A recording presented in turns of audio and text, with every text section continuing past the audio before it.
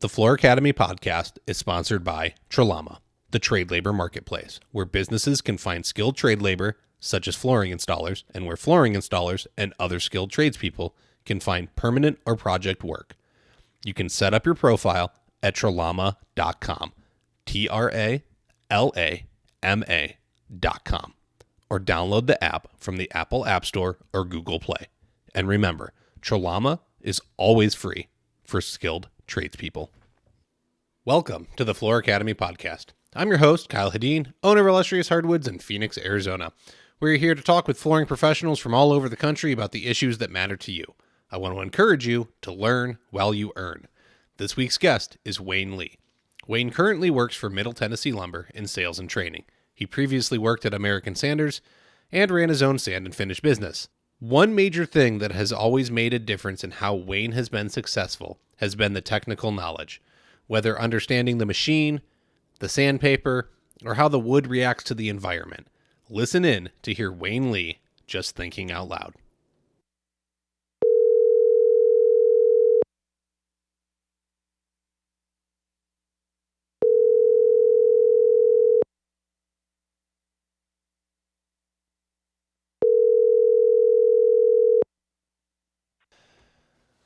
Wayne Lee, are you on the line? Yes, sir. Awesome. Welcome to the Floor Academy podcast. Well, thank you very much. Appreciate the invitation. Yeah. For me, this is, look, I'm just like a little man on the totem pole, and I get to reach out to all these guys that I see in magazines and on the internet, and you know, you're a big name. People know you, and I'm just like, I wonder if they'll talk to me. And no one ever turns me down, but still, like, it's, you know. Well, trust me, I'm just a floor man like the rest of us. So the humble attitude is very important. I like it. Well, it's the truth. So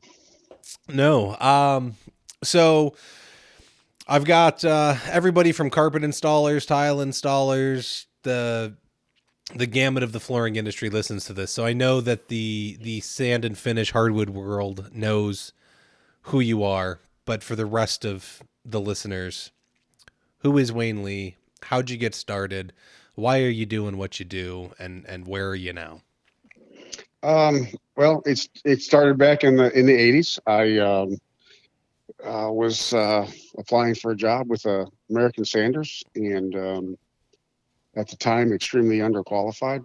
Didn't have a clue about anything about floor sanding or sanding equipment, but I knew that I wanted to work there. So the gentleman that was the branch manager at the time, I lived in Chicago. We lived in the suburbs of Chicago, actually.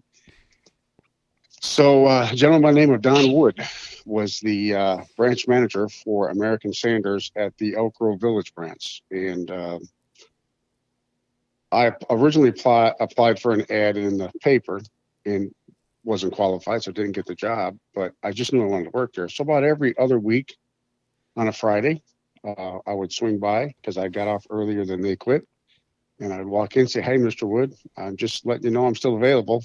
I did that for a very long time. And eventually it was like, "Come on in, Wayne. Come on, sit down with us here." You know, they would always have like a Friday recap, if you will, what was good, bad, and indifferent on Friday. And I got to be a part of it. Next thing I know, there was an opening for a service technician.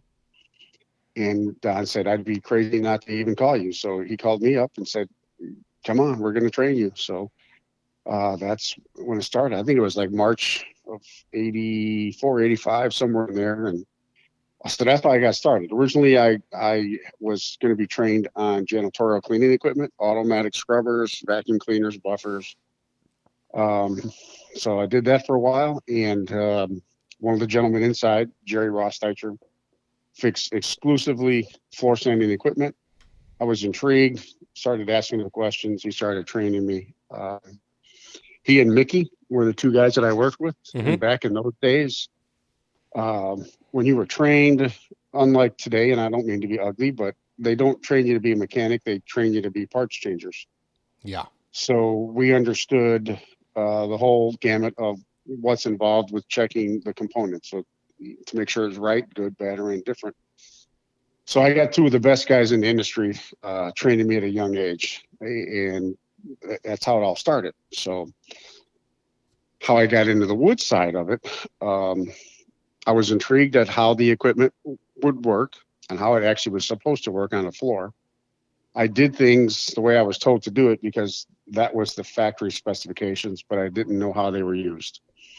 The National Wood Flooring Association was having a training class in Elmhurst, Illinois. Mm-hmm. At that time, Mr. Tim McCool, who's now with Mapei out of Texas, was the technical trainer for the National Wood Flooring. My boss at that time became Don Wood, and I'm sorry, Don Wood to Dick Hammond. Dick Hammond said, "Hey, go over there and just watch." So I did. Introduced myself. Luckily for me, two pieces of equipment had broken during the training class, and Tim was stressing about how he was going to get the class completed with two pieces of equipment broken. And I said, "Mr. Cool, I could probably fix those." So I fixed him in about 15, 20 minutes. And he said, "You're coming to every class." So, but no, I walked in to that classroom. They were already involved in the sanding. At that time, dust containment wasn't the big ticket, but they had bags and vacuums on some of the smaller stuff. And I tell people I got a whiff of that sawdust, and it was like the perfume of a beautiful woman. I was hooked, and then I just couldn't get away from it. So Mm-hmm. that's how it started for me. Um, I went to more classes. I got to meet some more folks. Really got into it heavy. Tim McCool was taking another job with another company, so he was leaving the National Wood Flooring Association. Daniel Boone was coming in as the technical director, and I met Daniel in Anaheim, California, at a training class that Tim was teaching with Daniel to show Daniel the ropes and how it's all done. Mm-hmm. And it was instant friendship between he and I. Now, you got to tell the story because it's funny, and I know because It, I yeah, listen to Chris's podcast. So throw yeah. that It in was there. the story is I set the equipment up the way I was taught to to set it up by Mickey and Jerry. So I came in the day early, had it all set up. Daniel was going to do an edger demonstration. We got 50 people probably in this classroom. And he turns it on, starts to sand the floor. He operates at 45, 50, maybe a minute at the most. Shuts the machine off, waits for the noise to go away, looks up to the crowd and said, "Who set this machine up?" So me being, the brave guy that I am, I tried to weasel my way to the back of the crowd so no one could find me. And then he said, "This is the smoothest edger I've ever ran." So of course, from the back of the room to the front of the room, "Hey, I did it. And later that day, he said, I don't know what you did to this edger, but I got to know." And I said, "Well, I don't know how you edge, so I got to know." And like I said, it was an instant friendship. Mm-hmm. He wanted to learn what little bit I knew about equipment. I wanted to learn everything he knew about floor sanding. And from that moment, we were probably inseparable for a number of years. I believe I was at every class the NWFA put together for close to 3 or 4 years. I didn't miss one. Wow.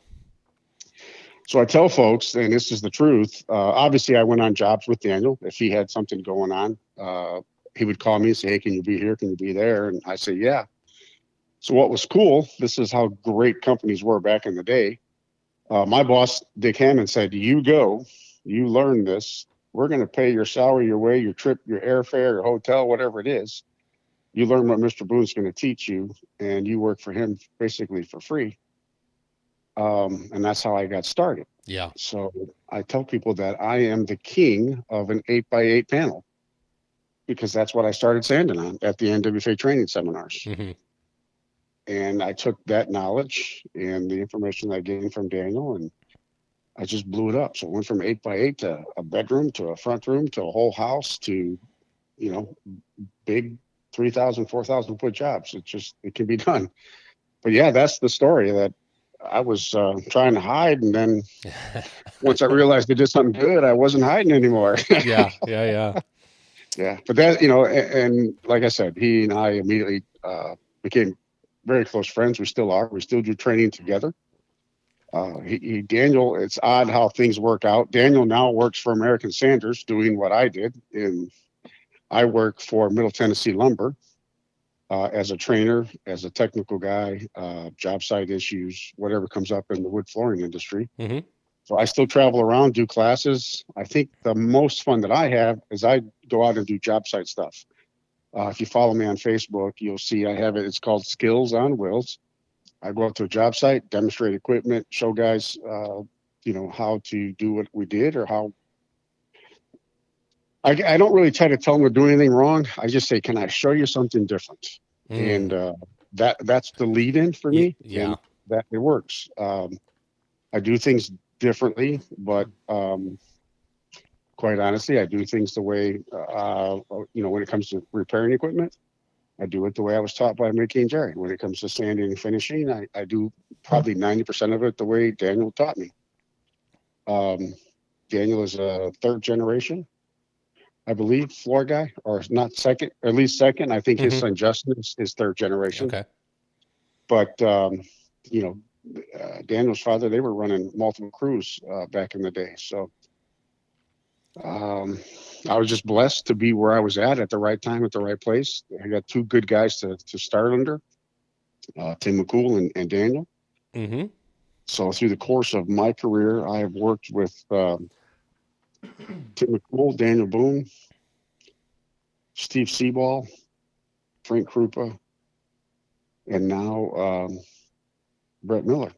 So I've been through that whole gamut of NWFA training, and of course the opportunity to meet some of the best floor contractors, floor men, floor women through the years, all over the U.S., Yeah. Canada, Australia. Daniel's got a great line that makes a lot of sense. He says, it's hard to believe that a piece of wood has taken me around the world. Well, for me, it's hard to believe that an edger or a big machine has literally taken me around the Yeah. world. No, it's very cool. Yeah. We gotta. I want to go all the way back to the beginning because one of the most profound things you've said so far was I showed up every Friday or every other Friday to say, "Hey, I'm still interested in a job." Yes. The persistence, the staying top of mind. You don't see that from a lot of people, and the guy would have been a dummy not to hire you. Like that, it was a Yeah. no brainer. And I think a lot of people need to take that lesson to heart in that you're not gonna get something you want right away. Like you got to put in a little effort. You got to earn it, right? Yes. And I knew I wanted to be that person. I knew I wanted to work for that company, Mm-hmm. and I was not going to let it pass me by.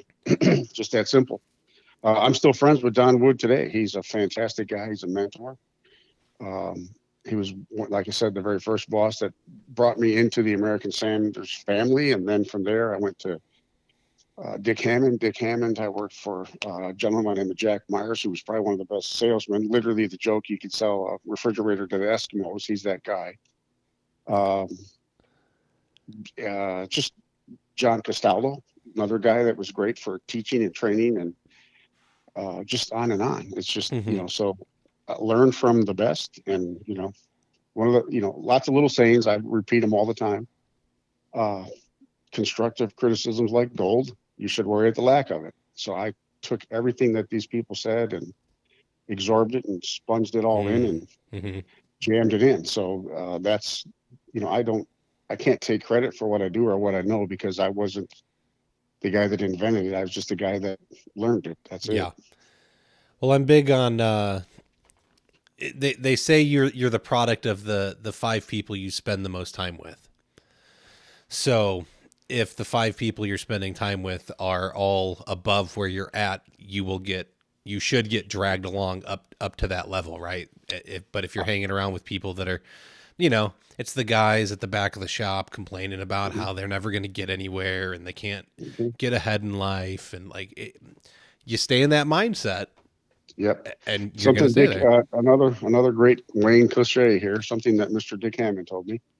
If I do not train my replacement, I will never advance. Mm-hmm. So I was always willing to give everyone I have any bit of knowledge, skill, or whatever I got. So, Yeah.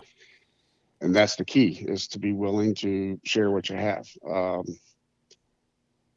You know, it goes back to the same thing. If your body is a glass and you keep filling it up with knowledge, eventually that glass is going to get to the top where you can't accept any more knowledge. But if you don't take your glass and share it with somebody else, you don't have any room for more knowledge. Yeah. Oh, there you go. So that's the key right there. We can't be afraid to do what show other people what we do. Hmm. So I took that to heart. 08, 09, when the recession hit, American Sanders had to make some hard choices, and I was one of the hard choices. I was let go. I did not want to go to work for another manufacturer and say, "Hey, that used to be the great machine. This is now the greatest machine." I didn't want to be a hypocrite. I still believe American Sander makes the best sanding equipment in the market, bar none. So when I told my wife, I really am not going to get a job. Um, I tried to work with some other manufacturers, large abrasive manufacturers, but I don't have a college degree. So they said, without a college degree, we can't hire you. So So funny. I started I started my own floor sanding company. And the thing that I took with me was, if what knowledge I have, I want to share it with others. So I immediately went to all my competition around my area and offered my services anytime they wanted something, they needed something. And they thought at first I was joking, but Hmm. they'd call me and I said, "Oh, no, no, you need to do this. I'll tell you what, I'll come over in my car. No one will see that I have my company truck. I'll come over in my car and I'll help you get through this." And it worked. So Hmm. uh, most of the contractors in my market around me where I live, they're friends. They're not competition. Well, that's the way And it should be. absolutely the way it should be. There's Uh, plenty of work to go around. There's no reason to fight over it. There's no reason to underbid people. Like, if a big project comes along and you're a small guy with, maybe one or two guys on your crew, and you get offered a gym that's gigantic, mhm. if you know somebody, you can bring them in. Yeah, we there's three or four of us here locally. We still do it today. If a guy got a big job and he didn't have enough manpower to do it, he would call us and we would all show up and he would pay us like our wage Hmm. and then we'd help him get his job done and go forward. Yeah. So I've seen three different companies working together. Uh, and you pull up and it's kind of weird. You see three floor company trucks out in front of this 4,000-foot house, and the homeowner's like, "What's going on?" So, "Oh, we work for Roger." That's They funny. don't know the difference as long as it Yeah. gets done. So yeah. Correct. So we had a good group of guys after we started that. Hmm. It just makes more Non-competitive. sense. Yeah, you're not competitors. We're all trying to keep a roof over our head, food on our table, right? I hope so. That's the goal. So Well, that man, was my attitude. I think some guys just want to be able to, pay a bill on Friday instead of Yeah, the long term thing, and that's what we're trying to teach around here. Is we're not owning a job, we own a business, and businesses are made to be profitable. absolutely. I can break even sitting in the driveway, so I don't want to do that. Yeah, I actually got the prices here. In my market, I got the prices double from what it was when I started, nice. and everyone around me loved it. And every time they raised their price, I raised my price. There you go. Someone's got to be the most expensive. Yeah, and we stayed busy, all of us. I can't do every job. Hmm. They can't do every job. So let's all of us make some money and have some fun doing it. I agree. Uh, So your your background with American Sanders and being the repair guy and having to strip machines down. What did that do for you? Because I know, especially in the sand and finish world, like, if the big machine goes down, if the edger goes down, mhm. you're down. That's Yeah, it. And you're done. You're done. And backups are expensive. a couple funny stories. I work for Middle Tennessee Lumber in Clarksville, Tennessee. We actually have a training center now. We built it purposely to hold training classes. We offer it to anyone who wants to use it, and we're not charging. So the NWFA is hosting a class there this week. I'm sorry, next week. Hmm. I'll get it right. March 30th through April 1st. How's that? And a Yeah, friend of mine who's going to come teach the class is Mike Dittmer, and his father owned Hank's Floor Service in the Elk Grove Village, Chicagoland area. hmm Mike sent me a picture of a 1958, 57 model Super 83. And he said, "This looks familiar." And I said, "Yeah, that looks like your dad's old drum center." He said, "Yeah, I'm bringing it to you. I want you to have it because you're the one that serviced us and kept us going for all these years." And so he's bringing this to me. I'm going to restore it and rebuild it. I don't know what I'm going to give him in return, but it gave me goosebumps when he said, Mm-hmm. "This is from the 50s and you kept it going and we want you to have it."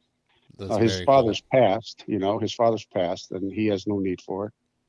And I'm like, "Are you kidding me?" You would think he just gave me a brand new Corvette or something. Hey, everybody's But got a thing. I think it's yeah, cool. so I guess the point of it is that if you can maintain that machine, we're talking a 1957, 58 model that I could probably plug in today and sand the floor. And it's all because they took care of it. Mm-hmm. It's not beat up. It's not covered in stain. It's not covered in sawdust. One of the things used to frustrate me is a contractor would back into our shop in Elk Grove Village, open the doors, and say, "I got to have this thing running today. It's my baby. I got to get my baby running." We Oh, we'd have to unload it. We'd have to unload 400 or 500 feet of hardwood off the top of his baby so we could get to it to service it. And I'm thinking, that's the problem right there. Um, yeah. that's that's one of those things that you always have in the back of your head, like, "Oh, the machine will always work. It'll always work." But when it doesn't, you're in a pinch. So get that machine and keep it always running. Keep it tuned up. Keep it dialed in. Don't spill stain all over it and finish and leave the dust packed on it and think that it's it's a wedge to hold the wood from falling over because it's not. And that was always one of those frustrating points. The guy would bring in a machine and he's got 10 things broken on it. If he would have brought it in when the first thing broke, it would have been a whole lot easier and less expensive on that individual to get that machine running back to factory specs. Mm-hmm. And that used to be a big frustration point for me. But after a while, you just accept it and just give the guy a big bill at the end of the day. So I would encourage anyone in today to treat the machine with the same respect you would treat your truck. You change the oil, you inflate the tires, you rotate the tires. Mm-hmm. Every now and then you give it a good bath so it looks presentable. That machine has to be done the same way. And if you really break it down, a lot of guys are like, "Man, I only sanded like 2,500 feet with it." Well, how many cuts did you make? I made 2 cuts. Oh, so that's 5,000 feet. Mm-hmm. And that goes on and on and on. So by the end of the year, think of all the square feet that you've actually sanded that with that piece of equipment versus, I did 50 jobs. Well, how many cuts did you make? What was the square footage? Yeah. The machine's not going to last forever. What I try to get folks to understand is once a year, your machine should go in for a complete checkup. That means new bearings, new brushes. A good technician should be able to find or diagnose anything that's going to go bad. For example, if I break the gear unit apart on an edger, there's some key elements that we look at for the gear. So how it's rolling and pinging the brass gear. It tells me that it's starting to wear. Is the color of the grease? Is it hot? Is it brown? Is it, you can tell that it got so hot it turned liquid and then dried hard. That means you got the unit too hot. Mm-hmm. So all those little clues for a qualified technician will say, "Hey, look, this is going to happen. You got, you got 5,000 feet left and you're going to have to spend some big money. So let's get to it now rather than wait." But once a year, you should take it in to do that. Well, and what's this like once a year checkup replacement of the minor parts going to cost you, right? Like if a big machine's $5,000 plus, correct? Yeah, well, they're close to 7 Gs now. Yeah. Okay. So I mean, you got a $7,000 investment that theoretically, if you're charging correctly, you should have paid off in a month or less if you are, decent at holding back money. But Right. in the grand scheme of things, right? So like you could buy a new big machine, or you can pay X amount of dollars once per year to keep it, maintained after that initial investment, right? Instead of having to buy a new one every couple years. I agree. And that's the way you should look at it. You got to find the cost of that machine, factor how many square feet you can do in a year, and then charge that amount. So if it's 25 cents extra square foot, you just paid for that piece of equipment. It didn't Mm-hmm. cost you anything. It made its way through. Now, I think personally, like you, I think if you take that money and you factor in 25 cents a foot for the course, you could have that machine paid off in probably 4 to 5 months, 100% paid off. Yeah. Now it's no longer a burden to you. It's a moneymaker. So, and that's the way to think of it. Anytime we bought any tools, we got a little clever. My wife owned our business. I did not own it. The reason we did that is so it could be a minority owned business and we could bid state jobs and city jobs and county jobs. And most of the time we got them because we were a minority owned business. Interesting. Yeah. So Loopholes are fun. I worked for my wife. Okay. She was the boss. I said, boy, you sure own a lot of tools. And she has no idea how to turn one of them on. But my wife's an accountant. And so she figured out what it would take for us to make a purchase of any equipment, whether it's a table saw, a drill, big machine, or a truck, what it would take for us per square foot to get our return on investment. And that's how she factored it all in. So we had almost no debt. My accountant every year would tell us that we're too profitable. We have to find a way not to be so profitable. And I thought, I'm not in business to lose money. Correct. It's so funny. I'll just pay the taxes, man. I'll keep my money. I'm happy. I said, well, I'll buy something different if I have to, but I'm not going to not be profitable. That's for sure. Yeah. Well, these lessons go like, okay, obviously Wayne's a hardwood guy, but these lessons go for anything. I don't care if it's your carpet stretcher. I don't care if it's the grinder you use to cut tile. Mm-hmm. I know what happens, man. Today was Friday. I wanted to get out of there, but the time was spent to get out the leaf blower, blow the tools off that are outside that we're cutting LVP all day. And so there's, little bits of plastic stuck up in the table saw and all over the driveway, and take the time and clean them. We called that an air bath. Every Friday, everything got an air bath. I do it every day, but it's still, I got to clean off the driveway and whatnot, but it's the time, everyone wants to get out of there on Friday. And I've seen pictures of vans, right? And everyone, I got to get out of here. It's the weekend, and you throw everything in, and then you show up on the job site on Monday and things are toppled over on top of each other. And like you said, it looks like someone had an accident and rolled the trailer over. Mm-hmm. And then what if it falls on the big machine? Like you said, you're using it as something to hold up a bunch of wood, and then it all tips over and tips the big machine over and knocks something out of whack. And and that's the key. Breaks a handle, breaks a lever. You show up on the job, and you're out of luck. So it's just that those things make a lot of sense to me. Keep it clean, keep it organized, keep it in the case if it has a case. If it doesn't, designate a spot for it that will protect it during transportation. Wind the cords up so that they'll fold and unfold themselves. Don't line them up around your arm, or just make them, because these really aren't cords, they're cables. And if you stretch the cable the first couple times really well, it'll just roll itself right up sometimes. Sure will. And so those things matter. Hang them up. Take the bungee cords, hang them, and wrap them, keep them tight. Keep your ground safe. Keep all your nicks and cuts, put tape on them. All those things matter, and most of all, they really save you money. Mm-hmm. But see, I got a different approach with the big machine and the edger and the buffer and all that. People refer to them as floor sanders. This is a big machine. This is an edger. This is a buffer, and these are floor sanders. And the reality is they're not. They're not floor sanders. And I teach this in my class. I challenge people to think about it. What is this machine? They're like, it's a big machine. It's a belt sander. It's a money maker. It's ATM. And none of that makes any sense. The truth of the matter is it's a paper turner. It's the mineral and the sandpaper that sand the floor. So that piece of paper is turned by that piece of equipment in a way and such that it performs the job of getting the floor sanded. So if you start thinking about how that machine functions and what it does, it turns a piece of sandpaper. And that's when it clicked for me, when Daniel was in the process of teaching me, is we got to get this floor flat.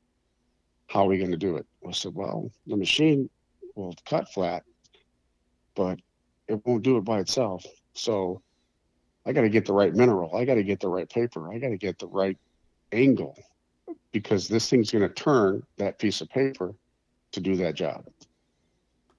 And that's when it clicked for me. So I really, really got into the mineral. I had a great friend with 3M and Galen Fitzel. He's retired. Still a good friend out of New Jersey, Jim Schumacher. He still works with 3M, and recently got introduced to another young guy, Nathan Kelly with Norton. And I talk. I don't talk sandpaper. I talk mineral. I talk backing. I talk about the seams, Mm-hmm. and those things matter. And once it really clicked for me, I can take aluminum oxide or ceramic alumina or silicon carbide and make it look much better on that product of that floor just by choosing the right mineral. And Interesting. I take it even further. How does that mineral work with pressure? Most of the minerals that we use in floor sanding, unlike like using grinding metal or bond or whatever else, our minerals fracture. And the way the mineral fractures is important to me because that's done by the weight and then as it operates. So I can use a ceramic mineral, put a little more pressure on it, it'll fracture so that it keeps sharpening itself, and I'll get more use out of that mineral. But that means you have to understand how much head pressure is on your paper turner. So I've always taught people how to use a scale to set their machines up so that they know in this position it's 70 pounds, in this position it's 80 pounds, in this position it's 60 pounds. A great example of that is Frank Krupa. When he was contracting in Boise, Idaho, he was running multiple crews with R&R hardwood. I went out there and I said, Frank, why do you have all these grits of paper? He's like, well, this guy, he likes 36 grit. This guy likes 40 grit. And I said, you know why he likes 36 versus 40? No. I said, it's probably because your head pressure is not the same. So we put his sanders on a platform with a digital scale, and they were 25 to 30 pounds difference in head pressure. So the guy with the light head pressure had to have the 36 grit. So we dialed them all in, got them all the same, and he was able to save money just because he was eliminating all the extra sandpaper. This is so, it's so technical, and it's like you're talking about floor sanding on like a dork level, like times 10, and I love it, don't get me wrong, but I think this is what more people need to know, right? They just learn, okay, I need to go left to right, and I need to go in this grit sequence, and everything's going to be okay. Mm-hmm. But that's not the case, because if you don't understand how the machines work, like you're talking about, and you don't understand how the paper works, if you don't get that complete education, you can't make an informed decision on what you're actually doing. Yes, I agree. The phrase that I heard my entire career, besides go sit in the truck because I made a mistake, uh, was get it flat, keep it flat. And then the other thing I heard constantly was whatever I do now needs to complement the next step. And when you get those in your head, you can actually you'll see a big difference in your floor. Mm-hmm. So get it flat, keep it flat. That's what the big machine. But once again, this, I have such a wide audience. I don't care what part of the industry you're in. Like, there's different types of seam tape for a reason for carpet.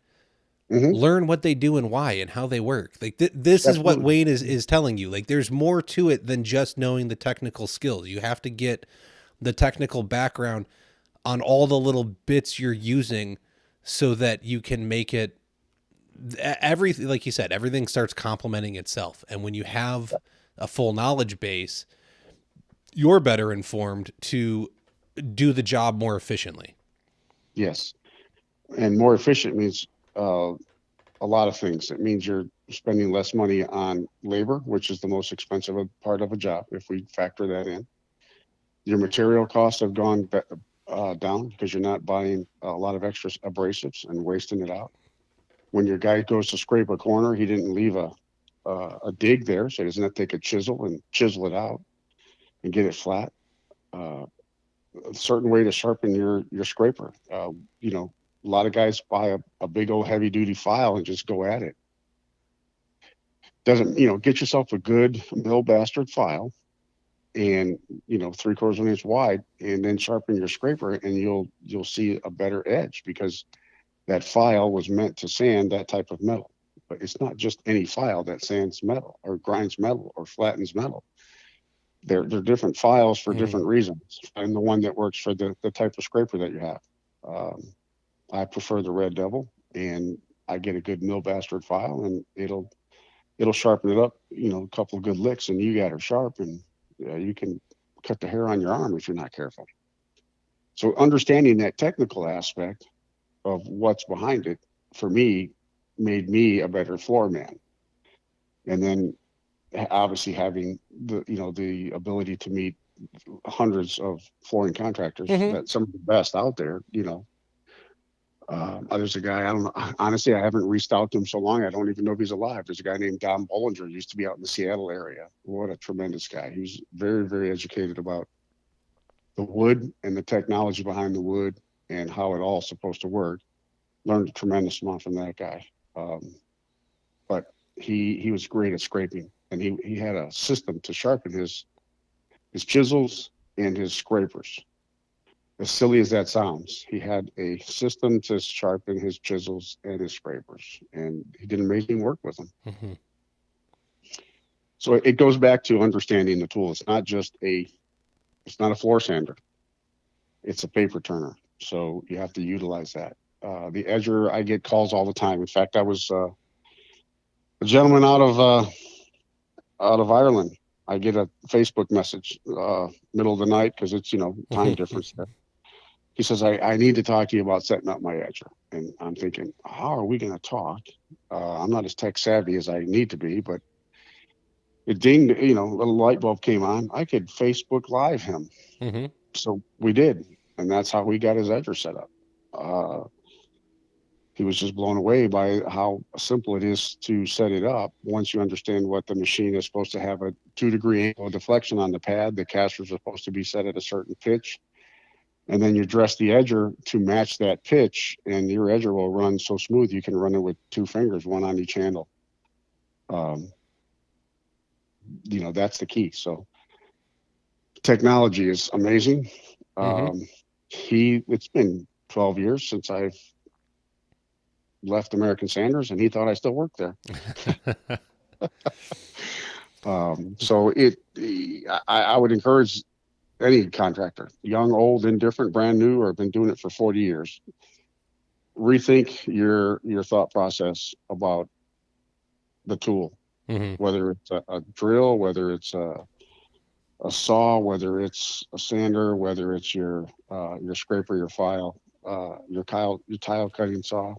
My brother-in-law, he lays tile, and I've seen him do some stuff. I'm like, how do you do that? And he's like, well, you just learn to do it. I'm like, well, I can bend a piece of wood, but I can't bend that piece of tile. So, you know, he's got ways to do it. So, he mastered his craft, and that's the difference. So, but he makes the tool do what it needs it to do, not the other way around. Yes. A lot of guys scratch their head and wonder, how can I do this? How can I not do this? So, yeah. Well, yeah. You know, I get it. I had a client that I had to give not so good news to, but we found a way to make it all work. And so she didn't get LVP in her upstairs. She's getting it in her downstairs. She had to put new carpet in her upstairs, but we still put it on the LVP on the stairs. And like, I try and make my landings a little nicer, and I'll lay them at an angle or something, but I've been toying with the idea of doing a border with it, but it's all click lock stuff. Like, it's not meant to be cut and worked with. And so right. I attempted my first border with it. Like, But to me, it was like, well, it just has locks, like big deal. It should work like the other stuff. It's just not as thin and pliable. So as long as I measure everything out and run it through the saw and make it work, like this should work in theory. And so I think some of it is just being willing to take the risk, but two is knowing how the tools and the materials operate and that, certain things Yes. are possible. And then within that, you can start coming up with the plan. But when you don't know how the glue is going to interact with something and how the product is going to act when it's cut a certain way, like Hmm. it's not doing you any favors. You have to, like you said, Exactly. you got to go get Exactly. that background and start applying how everything works together to get you to the successful end result. I agree. And that's why it's important when you have an opportunity to go to a training seminar, whether it be an association for tile, wood, carpet, VCT, or whatever the trades we get. If you get an opportunity to go to those classes, go. Those Mm-hmm. manufacturers, they're going to give you their sales pitch. There's no doubt about it. But you're going to learn a lot about the technical aspect of that product, especially if you get to see how it's manufactured. Mm-hmm. Mm-hmm. Um, for me, again, hardwood floor. I work for a mill, Middle Tennessee Lumber. Uh, I like taking guys in and they see how it's made. Great example. We had a customer that had to go look at a floor. He said it wouldn't go together, and it had gaps, 7-inch wide, white oak. And I'm like, I'm pretty sure the gaps aren't that bad. He goes, oh yeah, they're bad, they're bad. So I drive 4 hours to go look at this floor, Uh, and the gaps are 20 thousandths, 30 thousandths. And I said, do you understand that this is not a piece of steel? This is a piece of wood. When we manufacture this, our tolerances are 5 thousandths. That's how we measure our quality control. By the time it gets packed up, put on a truck, sits at a distribution center, on a delivery truck, into a house, and starts to go to be installed, it's allowed up to 20 thousandths of movement. So two boards together is 40 thousandths, right? mm-hmm. That's acceptable. That's acceptable. It's a piece of wood. It's not a piece of steel that's cut perfect. And the individual said, yeah, but this is select. This is the best wood. I go, you're right. This grade is select. He goes, no, no, no. It's select. It should be perfect. I go, you're right. It is select, but it's still a piece of wood. And I could not, it took me a good 30 minutes to make him understand there's a difference between the grade Mm-hmm. and how it's manufactured. Yep. So if I could have brought that individual to the mill and he could have seen how it's done, I think it would have clicked. But I would encourage anyone, and anyone's in the Nashville area, we're 40 miles west of Nashville. You are welcome at any time to come for a mill tour and see how we do it. Um, it is not, as simple as people think, but it's not. We're not going to the moon either. But what Mm-hmm. we have to understand is it's a natural product. It's going to expand and contract, and it's hygroscopic is the technical word. Yep. But it's going to accept and release moisture always and forever, and we have to learn how to work around those parameters. So when you sell a job 7 inches wide, it's important to tell the homeowner that yes, you will see cracks. That's normal. Seasonal change. That's normal. No, but it's select. Come on, Wayne. It's But select. it's yes, but it's select. Yes, exactly. So I didn't order tavern grade. I ordered select. I'm like, well, Uh, you know what? Tavern grade is just going to be the tolerances and the milling on tavern grade is going to be just as good as your select. it's funny. That's Yeah. it's So it's that important to know your education terms. part, yeah, that education is important. And that helps you as a salesman because now you understand how much that floor is going to move with seasonal change. Yes. I take a piece of wood in Florida, and then I take that same piece of wood and I put it in, the desert in Nevada. They're going to work different. Oh yeah. They're going to perform different. I have to know that as a professional. Mm-hmm. So, um, industry standards for the National Flooring Manufacturers Association, which we abbreviate as NOFMA. You know, we're a NOFMA mill, so we follow those industry standards. Every quarter, they come in and they do inspections for our product to make sure we're doing things right. We have a quality manager that stands on the line all day, every day. And he, about every 15 to 20 minutes, he randomly picks a bundle. He breaks it open. He racks it out to make sure if it's supposed to be 20 square feet in a bundle, it's plus or minus a certain percentage. He checks the tongue and groove location. He checks to see how square it is. He checks the moisture content. He bundles it back up, sends it down the line, and all that stuff is documented. Mm-hmm. So every morning at Middle Tennessee Lumber, they have a meeting with all of the managers of every department. It could be the guy that buys the wood, the kiln operator, the shipper, the receiver, whoever is an authority in whatever department in that mill. They meet every day and they go over the things that good, bad, indifferent. How many feet were produced in the rough mill? How many feet were produced in the flooring mill? And how many feet were shipped out on a truck? So it's all going on all the time. So please come. I would love it for people to come and get more knowledge. Go to the classes. Man, I got to find a way to start getting this business to run itself. I got to turn it into an investment instead of me owning a job. Yeah, That's yeah. Well, what's the old saying? If you love what you do, you never have to get up and go to work. So yeah. No, uh, I'll get it there. You've seen a big change, right? So you're on Facebook. yeah. There's Ooh, what a you big change. Yes. you were paid by your company to go learn from a very well respected man in the sand and finish world. You were able to go to NWFA classes for 3 years straight and participate in. I mean, I get why you should go to certification and training classes. To me, anybody willing to take time out of their quote unquote ability to make money and spend money, right? So you're technically in the hole. That mindset, the people that are willing to make that investment are the people I want to network with. Yes. So you got to do that for years. But now, and I think it still has a ton of value, but with the, evolution of the internet here and having these community groups online, that exchange of information, I think, is taking place quicker and more efficiently, but there's still Well, there's no I replacement for meeting people in person. Like we yeah. as human beings, we need that, but I think it makes the bonds stronger. But Yeah. what are your thoughts? Daniel and I were joking about a month and a half, maybe longer, 2 months ago. We said, you know what our Facebook was? It was trains, planes, and automobiles. Mm-hmm. Because after Daniel left, I continued working with the NWFA. So I just had a different position. So through the course of my career of training and education, we're guessing 10,000 people I stood in front of. That was my social media. Yeah. Get on a plane, fly somewhere, get on a rental car, get in a hotel room. That was our social media. That's how we did it. It was face to face. The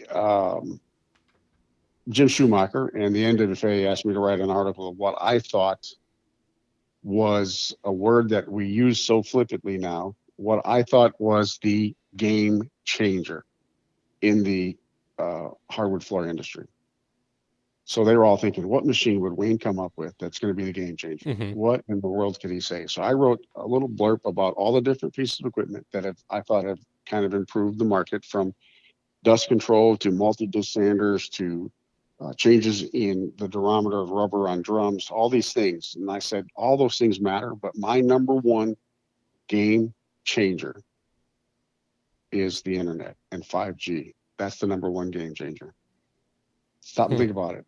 Your customer's out of town, you're working in their house, you got a question, dial them up, flip on that phone, the camera, and show them what you're talking about. Yeah. You want to talk about Facebook groups, they're all over the place. You can talk live. I talked to a gentleman in Ireland the other night. Yep. So that's the game changer to me. It's funny you say that. So our current sponsor is Jason Goldberg. He owns America's Floor Source in Ohio. He also owns a CRM company called Retail Lead Management, and then he has a product called Tralama it's an app so you can put out jobs and find jobs in the flooring industry. And so he actually just made an announcement that he's come up with a partnership with a company that does video conferencing stuff to build it into his CRM. And so you can have your installer check in from the job site, and he can walk the job with you via the computer. You can record it, and then it gets recorded into the CRM. You can do a bid over the phone with a client if it's easy enough, right? They can walk around their house. They can use the tape Yeah. measure. You can take notes, walk them through it, and Hmm. you don't have to go anywhere. Yep. Yeah. You don't have to leave your house. That to me was a game changer. Mm-hmm. Doing training, education, all that stuff with the internet is truly amazing. But here's my big caveat to that. Okay. I still cannot train a new guy how to edge from a video or from a 5G telephone call. I 100% agree. That's a There's feeling a thing. touch, that's a touch and feel and a sound. The best tools that we will take with us on the truck are our hands, our eyes, and our ears. You got to touch it, you got to feel it, you got to see it, you got to hear it. That's just the reality of it. Mm-hmm. So, but I still think that the interest, the opportunity to help guys get out of a jam, help a guy get his machine to run better or correctly or back to factory specs, or someone's, hey, why is this that not laying the way it's supposed to lay down? Did I not mix it right? So I think every manufacturer has a technical support line with a live feed. I think that's the future. That's the game changer. Um, Imagine, I've got a nephew that lives in Rockford, Illinois. He's a floor layer. So he could call his boss and say, hey, look, we got to, this is not right. This isn't, we got to level this up. He could take a straight edge and show him Mm-hmm. exactly what's going on. Hey, boss, we got to get some grinders over there. Yeah. So that's huge, because normally that job would stop until someone shows up, or whoever the decision maker is, jumps in the car and drives over. Well, yeah, and I'm sure. I mean, you probably went through this, right? You probably had to wear a pager back in the day, and that was a Yes. big difference, right? Now I Yeah. have this thing that's going to beep at me, and now I have to find the nearest payphone and jam it full of quarters to Hmm. call and Yep. find out what the emergency is, and it Yep. was, how many times was it not a big deal? I remember getting a pager, and then I said to myself, I travel so many places. This thing doesn't go out of state. I thought it was a huge advancement when they said, "Oh, this pager go anywhere in the United States." I'm like, "Wow, how does that work?" Yeah, yeah, yeah. Dumb little, country boy thinking I can be in any state in the union and get paid. So, well, here I am carrying a little computer around in my pocket that I'm told has more technology than the first computer that sent the man to the moon. Mm-hmm. Mm-hmm. So yeah, it's amazing. It's awesome. It's great. You can pay your bills with it. You can collect your money with it. You can place orders with your distribution, so that when you show up, it's ready there and ready to pick up. Um, just it's amazing. You know, you got a job that has a moisture issue. Show the customer, here's my moisture reader. I got stuck in your plywood. I'm reading 18%. I can't install it. Uh, just the things you do with the builders. You can sign contracts electronically, so that Yep. you've been awarded that job, and I think it's fantastic. So that, to me, again, that's the game changer. I think that's the future Mm-hmm. for all of us. But I think we need to be ready for the face-to-face and the hands-on training. I don't think we'll ever get away from that. At least I hope we don't. I think COVID has made that message very clear, Mm-hmm. that we need interaction. We need to be face-to-face, Yeah. and as humans, we need that self-interaction, face-to-face relationship, all that stuff. I think the NWA did an amazing job with the virtual convention they held, but It's while not it the was same. awesome and amazing, but it wasn't the same, Mm-hmm. because what was missing is the individual, the person, the personality, the the hug and the slap on the back. That's what was Mm-hmm. Mm-hmm. missing. So, No, but I totally agree. I think, so well, and just being in the flooring industry in general, we are a hands-on industry. You yes. can't. Uh, I mean, could you program like a robot somehow to install these floors? Hmm. Probably, but there's something to the skill. It is, we are all craftsmen and women. we are skilled artisans when it's Yes. done properly. And that's something that needs to be done by a person. You can program a machine to do it. It's not going to be the Yes. same.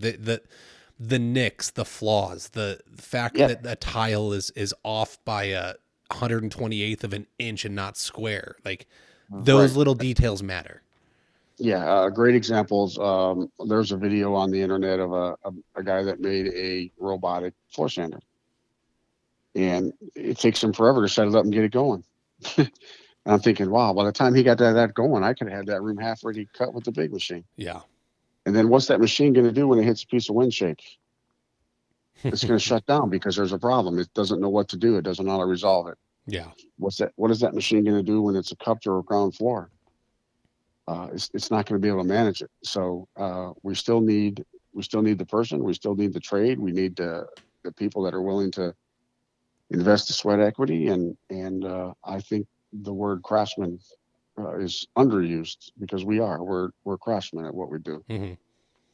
No, I agree. And like you said, there's that human interaction, those training classes, they're out there. Yeah, As you said, you can go down to Middle Tennessee Lumber and you have a training room that's free right. to anybody. Just call and set it up and you can get in Yeah. there and start learning. And it's I do amazing. one-on-one classes as well. Some guy he sends me a new employee. All I want him to learn is how to edge. All right, we'll spend 8 hours edging. Man, And what we did to that's make what I it need in my realistic, life. my boss and I sat down, we talked. I said, look, we can throw 600 square feet subfloor down on the ground and we can call this a training center. I said, but that's not realistic. Our training center is 18 inches off the ground. That's the height of the crawl space off the earth. Mm-hmm. So I can go underneath there and show someone how an I-beam's supposed to look. I can show them the vibration you get and the harmonics in the floor from engineered I-beams. We got steps. There's 5 steps. They're integrated into the platform so that I can teach a guy how to sand the stairs. Mm-hmm. I can take the stairs out and teach a guy how to make the run and the rise to make the treads. Now we've got 600 feet of flat floor up there. We have walls, and all the walls are 8 foot tall. The plywood only goes up 2.5 feet, so we can have people stand on the outside and look in and watch what's going on. And something that is absolutely it blew me away, but it's an amazing thing. LP is in Louisiana Pacific, is in Nashville. I reached out to him and said, we're going to do a training center. We want you guys to use the training center. So they donated all of the product to build this house within our warehouse. It's all engineered 2x4s, engineered I-beams, engineered flooring. We have their weather lock system on the inside, so it looks like it's a house with the tape on it. Okay. We have their flyer block on one wall, so you can see their flyer block system. And they come in and do training with that class as well. So we said, look, when you go to a training class, they drop air hoses from the ceiling or you run air hoses and electricity. That's not a real job. Yeah. All of our electricity is in the walls. That's where you get your electricity. I love it. Yeah. So when you got an air compressor and an air hose, you better figure the best place to put it or else it's going to be in the way. I mean, there's the business lesson again, though, right? You reached out to a company and you asked, what was the worst thing they were going to tell you? No. They're going to tell me no, and I just go to the next guy. Correct. Exactly. But that's how many people struggle in their business because they're afraid of the no? Just ask. Who cares? They donated close to $100,000 worth of building material. That's amazing. Yeah, it is. So we have different truss systems hanging in there. We have the 3 systems to how to put the I-beams or the engineered I-beams into a home, so you can see the different styles. I can take a guy underneath there and show them how one's on hangers, one's on a beam, and they can understand. And I can literally introduce the harmonics into that floor, so when you're sanding it, you can feel what I'm talking about. It's a really great thing, and they use it for training. We have a classroom on the 2nd floor, and then we have the hands-on down below, and there's hydrometers in there for climate control. I can mess with it. I can increase it, decrease it, whatever I need to do. Leave the doors open. Our building is on the Cumberland River, so if I leave the doors open for a few hours and turn the HVAC off, I've got a lot of humidity in that room. Mm-hmm. So you can watch the hydrometers go up and down. I can check the substrate for moisture issues. Um, we're putting booby traps in the crawl space. I want to make it look like someone has a dryer dropping, but it doesn't go out. It drops into the crawl space. Mm-hmm. Mm-hmm. I want to find ways to put water introduce some water into it. So when you're going in to do an inspection, you say, hey, there's water on top of the plastic. Why is that? So I'm trying to make it as realistic as possible. And very cool. It is cool. But I would, like you said, everyone needs to be willing to ask. They can only say no. Yeah. I mean, it took me 4 times to ask the woman that I ended up marrying for the last 40 years.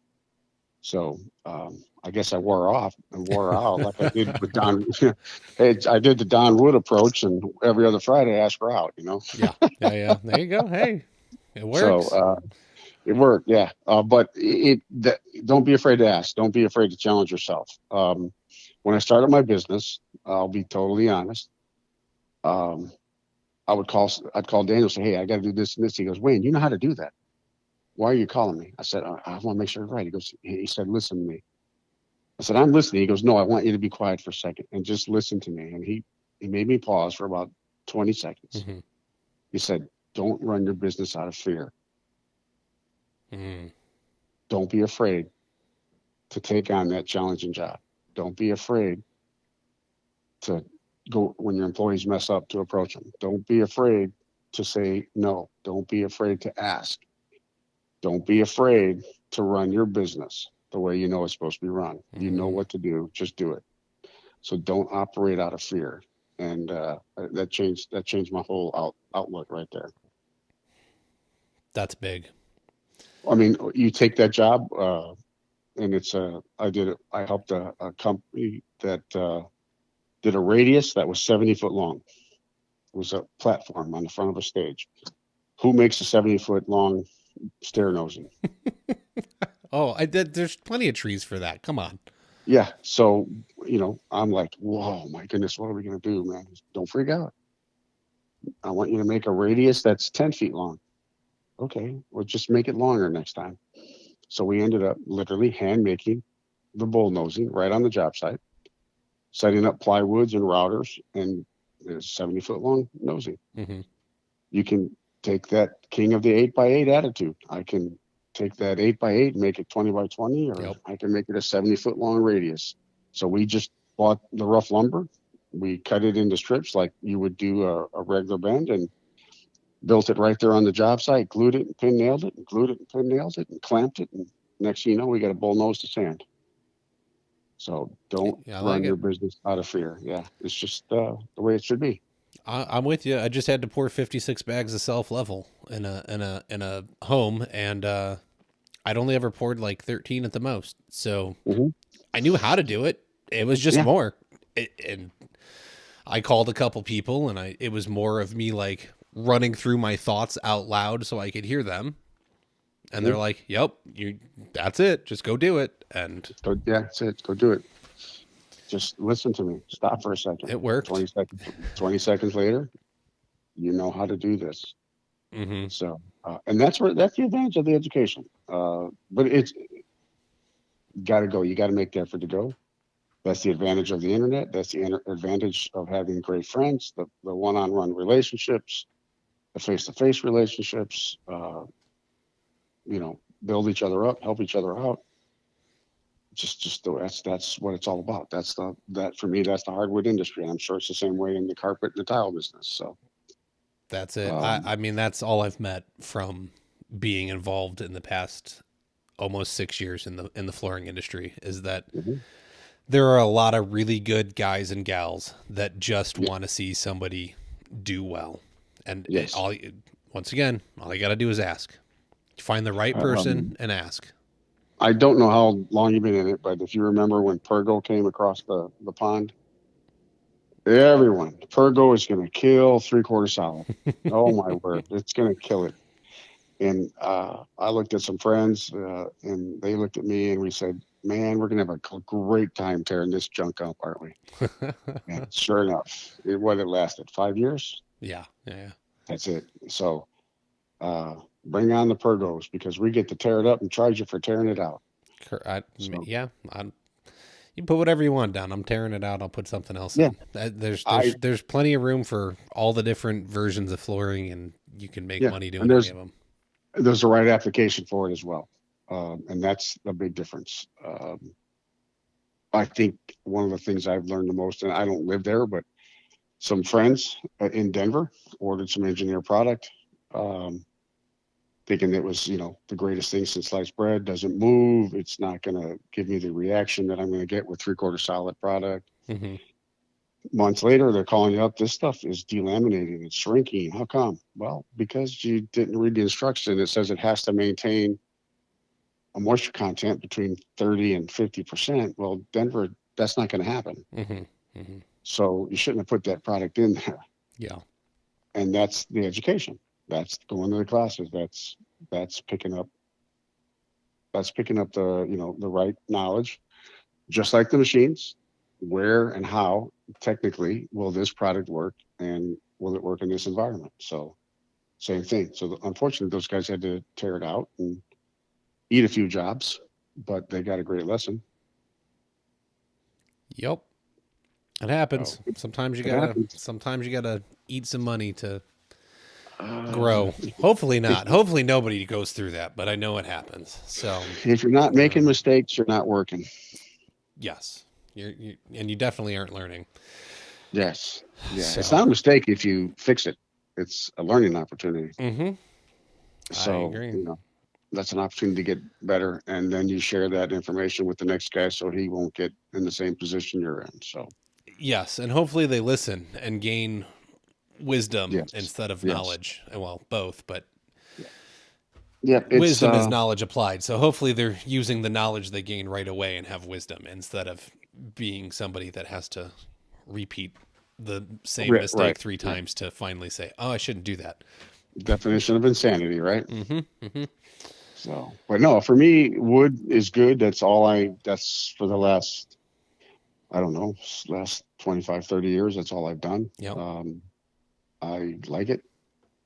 Truthfully, there are some times when I fire up the big machine and look at what I got to sand. I get that little knot in my stomach thinking, man, I got to get this one right. Um, That's and good. it never ends. It never ends. My brother-in-law and sister-in-law moved from Illinois to Tennessee, where I live, and we did a whole 2,500 feet of hickory with a cherry wrap. He is capable of installing it, so he did. I had to just come in and basically help him get it started and get him square for the border, Mm-hmm. but he couldn't sand it to save his life. So you talk about pressure when you got to sand your sister and brother-in-law's floor, and all they ever hear is about how good you are. So you get a little nervous, but it looks awesome. And Yeah. it's a basement, so we got the basement. The first thing we did is something that I learned from Mickey Moore, who used to be the director at the NOFMA, and he's beat it in my head.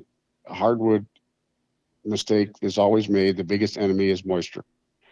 Our builders force us to bring it in premature.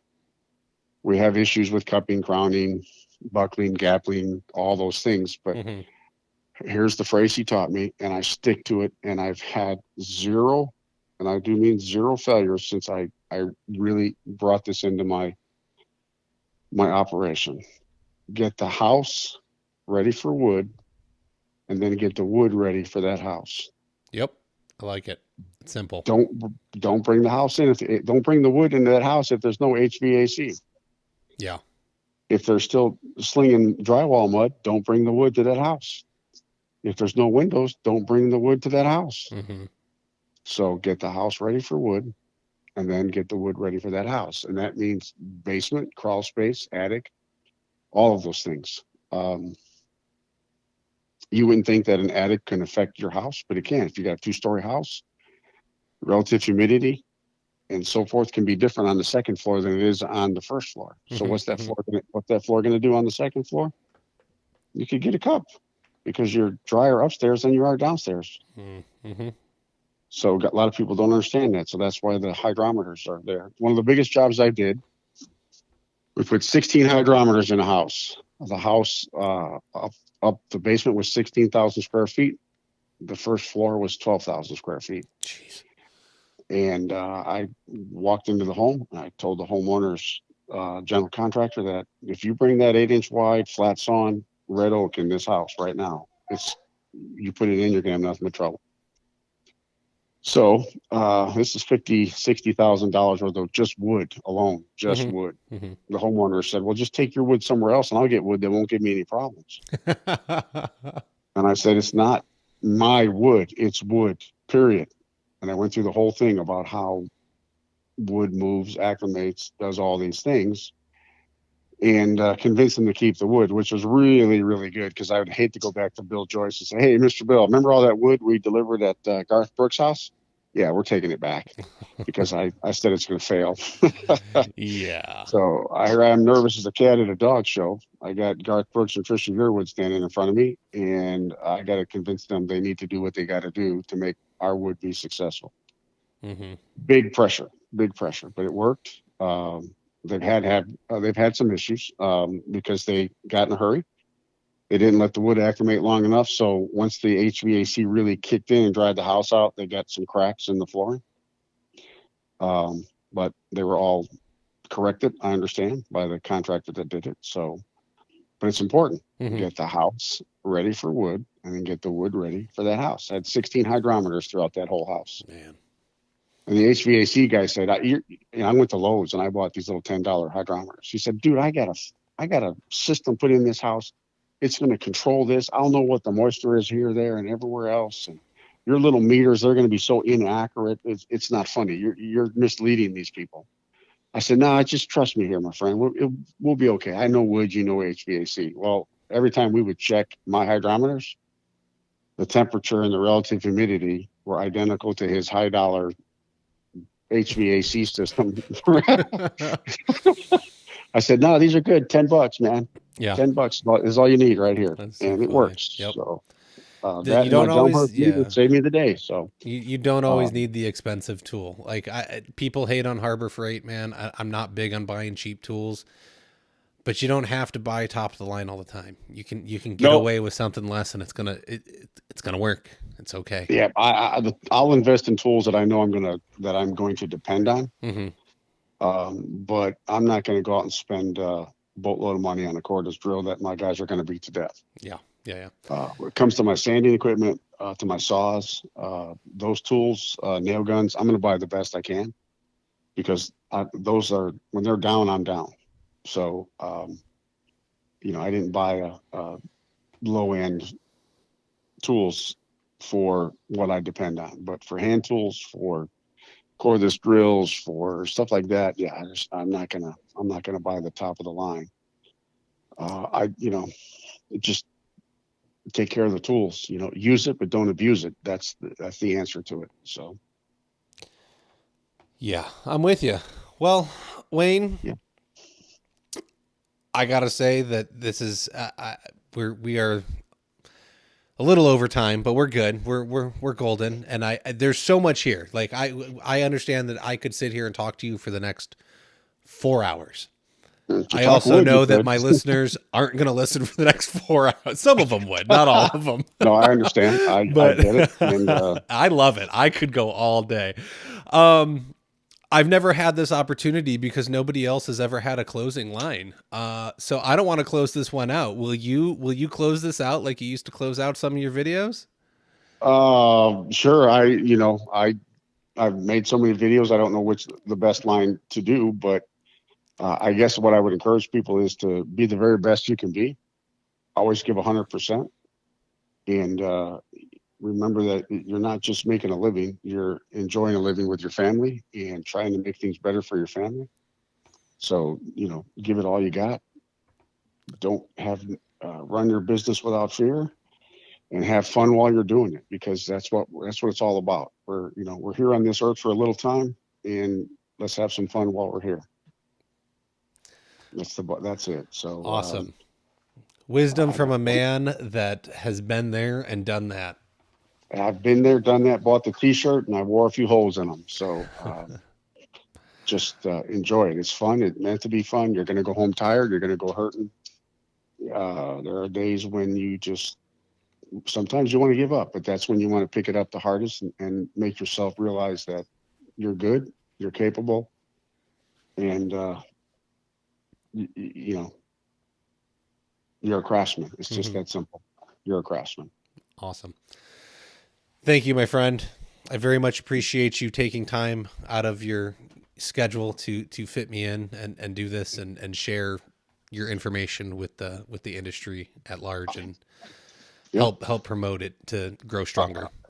I appreciate the opportunity, and like I said, I'm just a floor man like everybody else. And there's nothing special about me. Just I like what I do, and I appreciate the opportunity. Awesome. I'm sure we will talk. Thank you very much. Yes, sir. And I'm going to have to find a way to get to Tennessee. That's for sure. Yeah, come on down. We'd love to have you. All right.